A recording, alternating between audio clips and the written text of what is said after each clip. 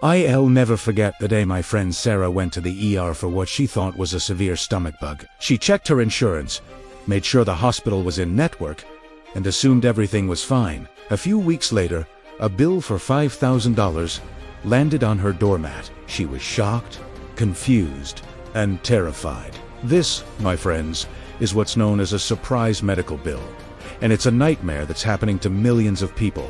Today, we're going to pull back the curtain on this predatory practice, understand how it happens, and most importantly, learn how you can fight back. So, how does this even happen? You did your homework. You went to an in-network hospital. How can you possibly get a bill this big? Welcome to what I call the in-network illusion.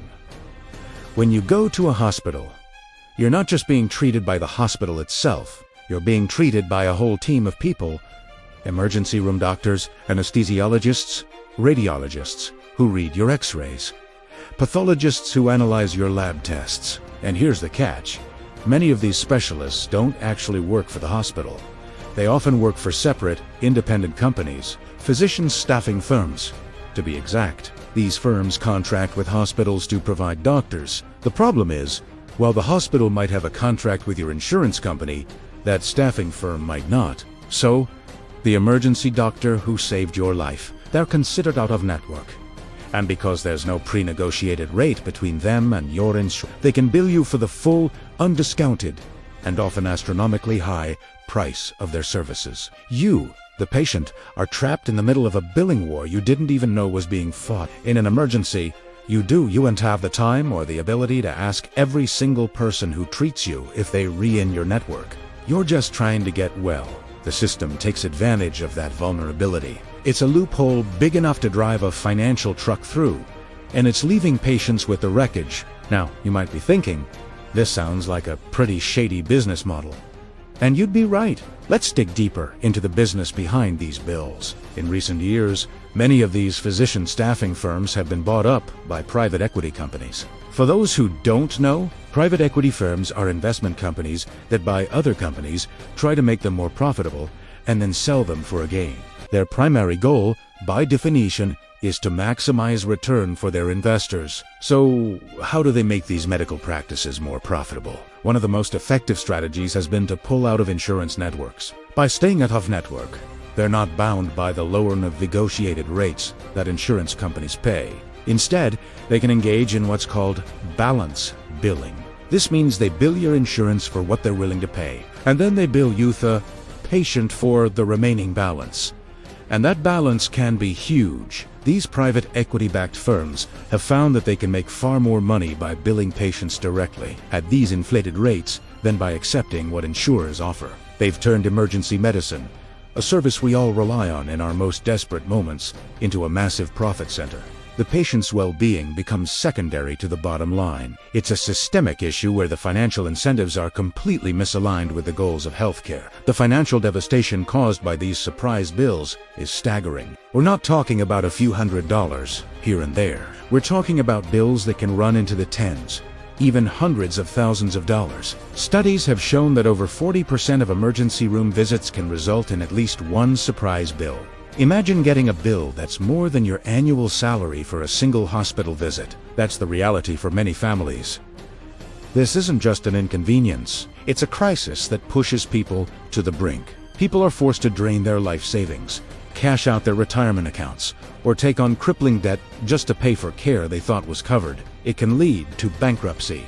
A major health event is stressful enough without the added terror of financial ruin. It affects people's credit scores, their ability to buy a home, and their future financial security. This practice turns a health crisis into a long-term financial catastrophe, disproportionately affecting those who are already struggling. The stress and anxiety can even hinder a person's physical recovery. It's a vicious cycle, and it's fundamentally broken. The good news is, the public outcry over this issue became so loud that lawmakers had to act. In 2022, a federal law called the No Surprises Act went into effect. This was a landmark piece of legislation designed specifically to protect patients from these kinds of ambush bills. The core of the law is simple.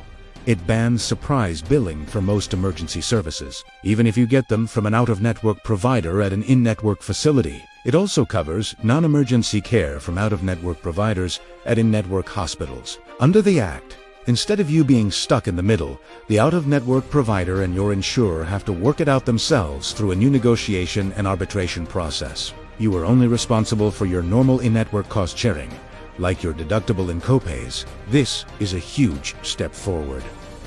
However, it's not a silver bullet. The law has some limitations. For instance, it doesn't typically cover ground ambulance services, which are a notorious source of surprise bills. There are also some loopholes and ongoing legal challenges from the very provider groups that profited from the old system. So, while the No Surprises Act is a powerful tool, it's crucial to understand what it does, what it doesn't do, and to remain vigilant. So, what do you do if, despite these new protections, a surprise bill still ends up in your mailbox? Don't panic. And definitely don't just pay it. You have rights, and you can fight back. Here are the steps to take. First, review the bill and your explanation of benefits from your insurer very carefully. Look for terms like out-of-network, balance, billing, or charges that your insurance didn't cover. Second, call your insurance company immediately. Tell them you believe you've received a surprise bill that is illegal under the No Surprises Act. Use those exact words. They are required to investigate. Third, simultaneously contact the hospital or clinic's billing department that sent you the bill. Inform them of the same thing. Often, simply showing that you know your rights can get the bill corrected. If they push back, it's time to escalate. You can file a complaint with the federal government through the No Surprises Help Desk, which you can find online or by phone. They have the power to investigate and enforce the law. You can also file a complaint with your state's Department of Insurance or Attorney General's office, as many states have their own surprise billing protections. The key is to be persistent. Document everything.